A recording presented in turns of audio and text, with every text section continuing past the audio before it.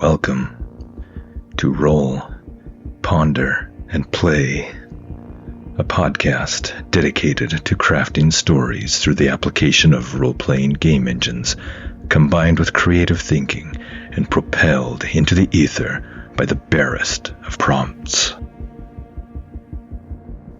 I'm Jarrett Hess, taking on all the roles of game master, solo player, author, and narrator. Come with me on a journey, and together let us explore realms of shadow, danger, and wonder. One role can decide the fate of many things.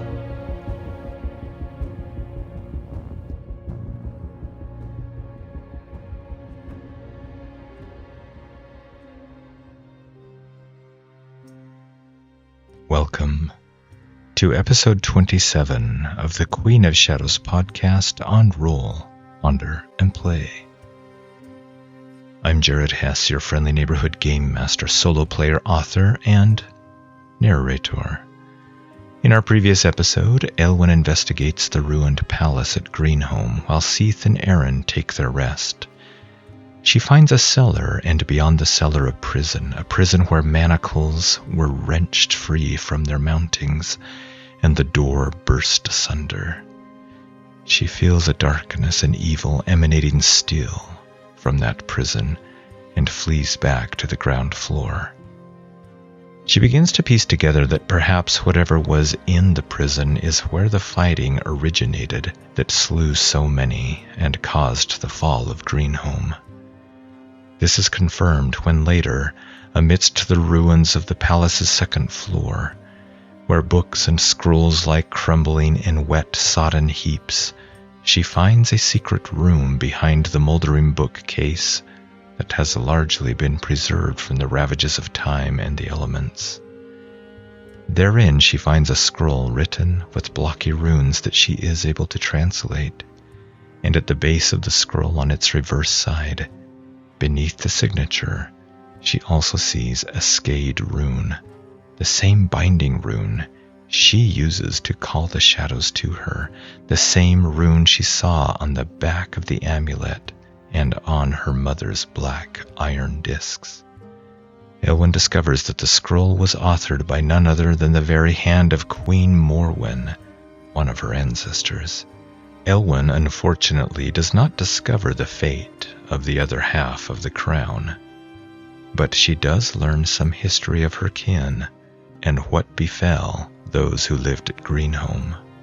From the record, Queen Morwen had come to these lands generations ago when Morwen was but a little girl. Morwen reveals that Nar Shiv, one of the heralds of the night, that caused her people to flee the destruction of their original homeland, despite its fear of water, accomplished what the rest of its demonic kind could not. For it somehow followed Morwen, her kin, and her people across the wide oceanic expanse, and continued to hunt down the bloodline of queens here upon these lands. We learn that Morwen, as an adult woman, battled Nar Shiv, using runes of power to defend herself and wound the darkened herald, causing it to flee, possibly to its stone house underground to heal and bide its time. Queen Morwen then fled the ruined Greenhome, but where she went to and what befell her the records do not say. All this occurred generations ago, and Eilwen fears that this Nar Shiv may again be on the hunt for Queen Morwen's bloodline. Eilwen takes the scroll and returns to the ruined solarium where Aron and Seith slumber in deep sleep. For a long time, under the waxing silver light of the rising moon, she ponders on this place, what she learned, and of her connection to her mother and her ancestor here. As both the silver light and shadows below deepen in their respective qualities, in a near meditative trance, she feels a deep sense of connection within her to this place and to her family who has gone before. not just a connection to her immediate mother Arwed and to her father Cadfael, but a joining throughout time to all her ancestors who had gone before her, and the roles each played in bringing her life to fruition in this here and now. As we begin this episode, Eilwen's stats are Edge 2, Heart 1, Iron 1, Shadow 3, Wits 2.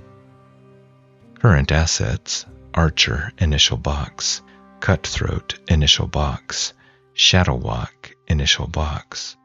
Current statuses: Supply 5 out of 5, Spirit 3 out of 5, Health 5 out of 5, Momentum 6 out of 10. Current debilities: none. Failure track 5 out of 24. Current unspent XP 3.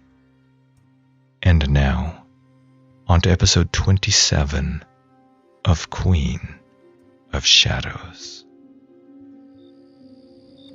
Eilwen walked out in the clearing. A slight breeze rustled through the leaves, and the moon dripped liquid silver down onto the tops of the trees and the half-ruined building behind her. The beauty of the light contrasted with the somber blackness beneath the trees. For a moment, she looked into the tenebrous gloom of those trees, hesitant. But then she nodded firmly. No more delays. She needed answers. She pulled out the amulet she had found. The sapphire and gold, now muted, seemed somehow more mysterious when dipped in the silver milk of the moonlight. She spoke in a low chant and traced the runes to summon the shadows. A faint blue light hung in the air for a moment where she had traced the runes. Then she finished with the intricate skaed rune with its twisting, impossible lines. Okay, this is her Shadow Walk move. When you cloak yourself with the gossamer veil of the Shadow Realms, roll plus Shadow. On a strong hit, take +1 momentum, then reroll any dice one time only when you make a move by ambushing, hiding, or sneaking. On a weak hit, as above, but the shadows try to lead you astray. You must first face danger to find your way. Okay, I rolled a 4 on the action dice, and I'm adding my shadow for a total of 7 against a 1 and a 3 for a strong hit. Momentum is now 7 out of 10. The shadows came twisting out of the trees, long tendrils of them, and moved serpentine across the silver-lit grass towards her. The effect made her think of the damnable tree of shades in the realm of night beneath, extending its root system of fear and doom as tentacles of shadow seemed to erupt from the silver soil, pooling around her, and then crawling up her legs. She held out the amulet in one hand and let them come. Does something happen to the amulet? Since she got a strong hit in her ritual, and she knows the amulet has a skaed rune on it, I'll say likely. And I rolled a 10 on the oracle and got a yes and. The shadows rose up around her, and a tendril wavered in front of the amulet and then touched its surface and spilled into the sapphire. The gemstone blazed with an azure light that turned the silver on the grass around her a deep cobalt hue. The light flickered, dimmed some, and then held steady. She stared into its depths and saw a shadow swimming inside. She focused on that shadow, and then she was there. The smell of blood and burning, the screaming, fighting, and the dying. "Mommy?" she said. The crown cleft asunder on the proud silver head that bore it. A greedy grin on an angular face and a trembling, bloody human hand only had time to grab half the crown before the guards came into view and the form that bore the face fled. "Mommy," she cried out and stretched out a child's hand to the woman on the ground. Running feet of heavy boots, and then guards rushed to the scene. "Medrin the Black! He's slain the queen! He's taken the crown! After him!" Booted feet tore after him into the night. For a moment there was silence as she sat next to her mother in the pool of blood. Then the real madness came as the night's own offspring walked the earth, arrows of doom spearing men, women, and children on angular jutting spears of bone and metal, claws red with blood, teeth slavering with hunger. "Princess Morwen," a voice said with sadness, and a man picked her up and held her as she screamed in the special agony that only the young know for a lost mother. "Mommy!" And she wriggled free from the man's grasp, rushing to the body that had been her mother, and she tried to crawl into the cooling, dead weight of the once warm arms that had held her in love, to rest her head against the breast that had sung to her lullabies in the night when the dark grew unbearable. She felt the man's hand on her shoulder again. "Come, Princess Morwen," the voice said, "to the boats. Before the heralds come this way, we must flee. Come, my queen." The vision of memory shifted. She sat now on a throne inside of Greenhome, in the form of a grown woman, strong and vibrant in her mid-30s, still in her prime. Many even called her beautiful. An explosion of noise from below, and she stood slowly from her throne, trepidation tripping over itself inside her breast. Shouting grew louder, and sounds of fighting and of dying grew ever nearer until they spilled into the audience chamber as her guards sought to contain the darkness. But Narshiv was not easily contained. She saw him, saw it. Angular bones dripping in gore from the fresh flesh he'd burst that had just moments before been his shroud. The pointy ends of bone molded and shifted, stabbing, slashing, and killing.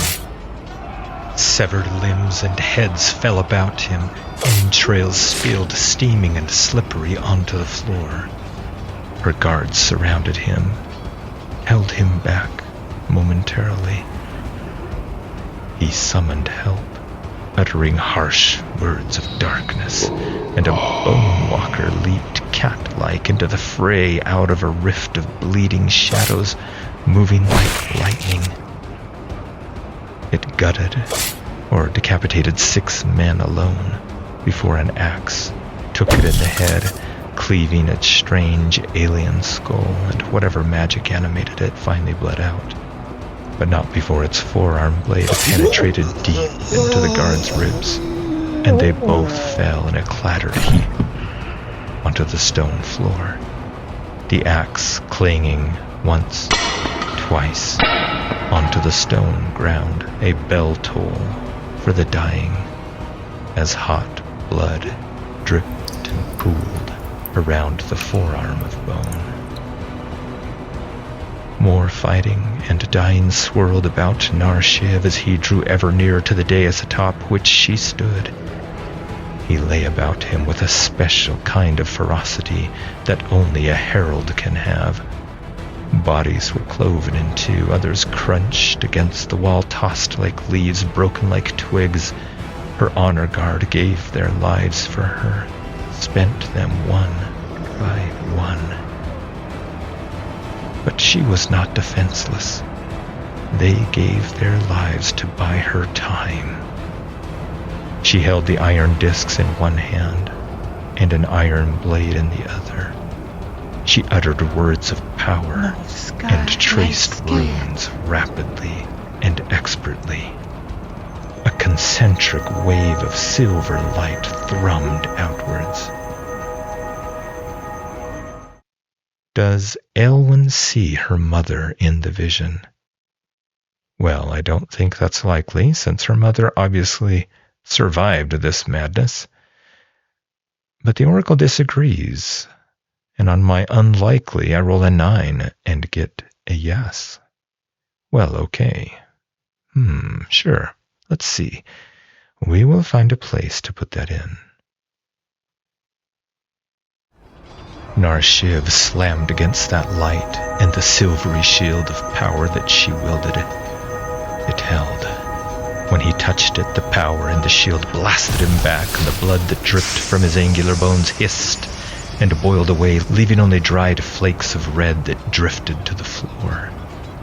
Narshiv hissed in tandem frustration, and then cried his own word of power in a ball of midnight black shadow pressed outwards against the shield of light. The building shook. Masonry fell, and a stabbing flash of lightning outside slashed from the heavens into a large stone pillar on the grounds, sending shards of stone into the night, blackening and cracking the pillar's surface as it toppled. She uttered another word of power, and the half-spherical shield shifted and twisted into a complete spherical shield around Narshiv. She went down on one knee from the effort as shadow leaked from her mouth and eyes. The light constricted around the daemon, severing some of its limbs. He uttered another cry, and then dissolved into shadow, ephemeral smoke that drifted through the shield and into the rafters, and then fled upon the winds. Queen Morwen, Your Majesty? The vision had shifted to years later, and she now looked down into a toddler's face. Another woman, in the build and garb of a warrior, stood across from her and held a squirming child. The warrior bore a two-handed sword sheathed across her back. Red hair framed the warrior's face, and strands of red wisped in the wind wrought from the azure sky. You have the half-crown? Yes, Your Majesty. Good. Take Arwood north, she said.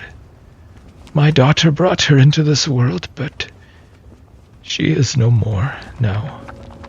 Another victim to Narshiv's minions.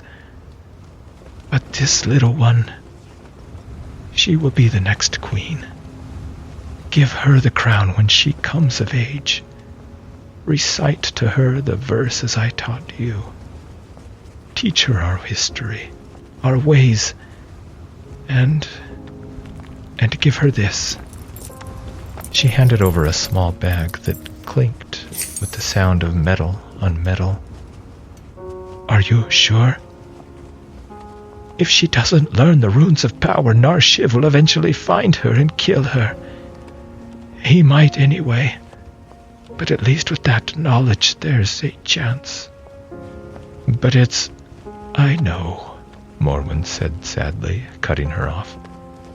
But do it anyway. Morwen looked down into the innocent blue eyes and brushed aside a lock of blonde hair on the child's face. She had eyes like the deep blue sea that Morwen had sailed upon to come to these forsaken lands. The innocent blue eyes stared up at her with curiosity. Morwen looked at her own wrinkled hands against the smooth skin of the baby's face. I wonder if you'll live to be my age, little one, she whispered. May your life be happier than mine, and may the line continue through you." She looked at the warrior woman who had pocketed the bag and the half-crown. "Go now, Therein. Don't mourn for me, my friend. The kingdom is rent asunder, and I fear our people will flounder and squabble and die without a leader. Narshiv's agents still hunt me and mine. Find a place where the child will be safe if you can. A place away from his agents' prying eyes. Find a place. Teach her our ways." "It will be done, Your Majesty." The warrior woman nodded. "Goodbye, little one," Morwen said, and stretched forth a wrinkled, bony finger. Their hands touched, one wrinkled and old, the other still with the fledgling freshness of youth. Their eyes touched each other's souls as well, both somber and poignant. And a warm tear trailed a crevice in Morwen's face. The vision faded, as did the light from the gem. Eilwen found herself kneeling amidst the rubble of the clearing. She wiped at her eyes and sniffed slightly. She had seen her mother, the innocent little girl at the end. She had some answers at least. Not many and not complete answers yet, but some leads to follow. A question for the oracle. Is the amulet's power spent? I think that's somewhat likely. But on the roll of a 1, the oracle disagrees firmly and says no, and...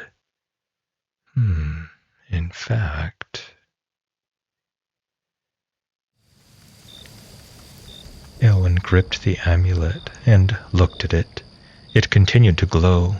The brilliance she had seen earlier had faded to a subdued light, similar to the subdued light on her sword, faint and pale, but permanent.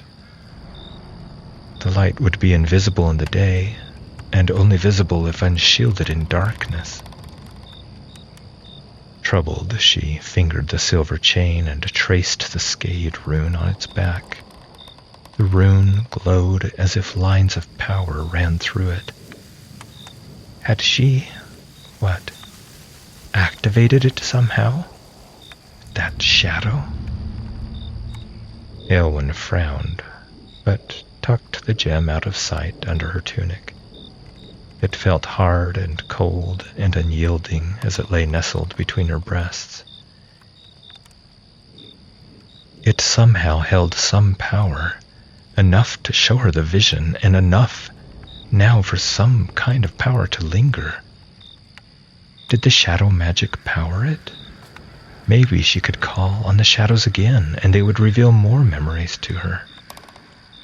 The inky shadows had crawled back to their birthing pools, and Eilwen slowly stood and looked at the silvered trees once more, and pondered on their dark, shadowed boles. Remembering the vision, her hand went to her breast. Then she turned and re-entered Greenhaven, slowly climbing the steps to rejoin Aron and Seith, seeking her bed. As she lay down atop a bed of fallen leaves and stared up through the collapsed portion of the roof at the moon and stars in the wide open sky above her, she thought of her mother, of that little girl, wide-eyed and innocent and pure, and wondered what twisting roads her mother may have traveled. "Mother," she whispered up into the night sky, and felt the hard pendant under her tunic. No answer came, but the stars seemed to flare a little brighter as they wheeled across the dark and shadowed expanse of the midnight heavens.